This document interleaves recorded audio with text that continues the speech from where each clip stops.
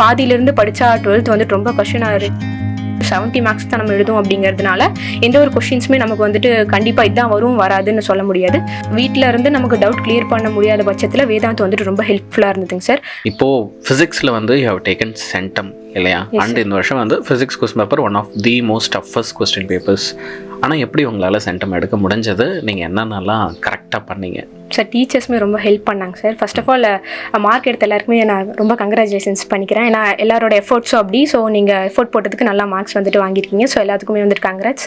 So teachers வந்து ரொம்ப help பண்ணாங்க சார். வேதாந்த்லேயுமே வந்துட்டு நம்ம அதாவது வீட்டில் இருந்து நமக்கு டவுட் கிளியர் பண்ண முடியாத பட்சத்தில் வேதாந்த் வந்துட்டு ரொம்ப ஹெல்ப்ஃபுல்லாக இருந்ததுங்க சார்.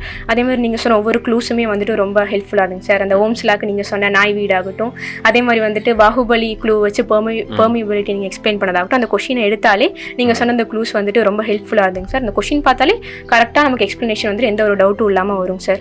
அது மட்டும் இல்லாமல் நம்ம படிக்கணும் அப்படின்னாலே வந்துட்டு ஸ்டார்டிங்லேருந்து படிக்க தான் நான் சஜஸ்ட் பண்ணுவேன் சார். ஏன்னா பாதியிலேருந்து படித்தா 12th வந்துட்டு ரொம்ப கஷ்டம். 2 வேல்யூம் இருக்குது, 3 பிசிஎம் பயாலஜி, 3மே வந்துட்டு ரொம்ப ரொம்ப டஃப் தான். 2 புக் படிக்கிறது, அதுவும் வெறும் 70 மார்க்ஸ் தான் நம்ம எழுதும் அப்படிங்கிறதுனால எந்த ஒரு கொஷின்ஸுமே நமக்கு வந்துட்டு கண்டிப்பாக இதுதான் வரும் வராதுன்னு சொல்ல முடியாது. ஸோ அதனால் ஸ்டார்டிங்லேருந்தே வந்துட்டு படித்தாங்கன்னா ரொம்பவே யூஸ்ஃபுல்லாக இருக்கும் சார். இன்சைட் கொஷின்ஸ் ஆகட்டும், கிரியேட்டிவ் ப்ராப்ளம்ஸ், கிரியேட்டிவ் 1 மார்க்ஸ், அப்புறம் book inside problem, book back problem எல்லாத்தையுமே அவங்க ஃபோக்கஸ் பண்ணும். ஒரு கொஷின் கூட விடாமல் எல்லாத்தையுமே படித்தாங்கன்னா அவங்க சூப்பராக ஸ்கோர் பண்ணலாம். இந்த செட்டு வந்துட்டு பர்ஃபெக்டாக சூப்பராக ஸ்கோர் பண்ணுறதுக்கு அவங்க நல்ல ஒரு ஸ்கோப் இருக்குது மேம்.